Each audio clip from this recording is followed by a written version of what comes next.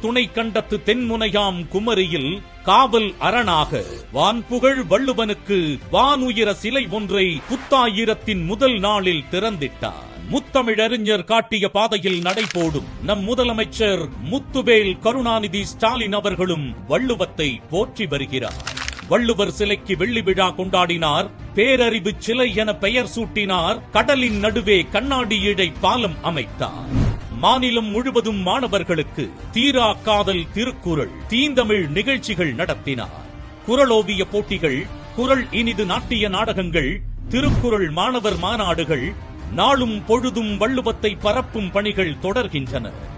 உலகப் பொதுமறையாம் குறளை முற்றோதல் செய்யும் மாணவர்களை பாராட்டி பரிசுகள் வழங்கப்படுகின்றன.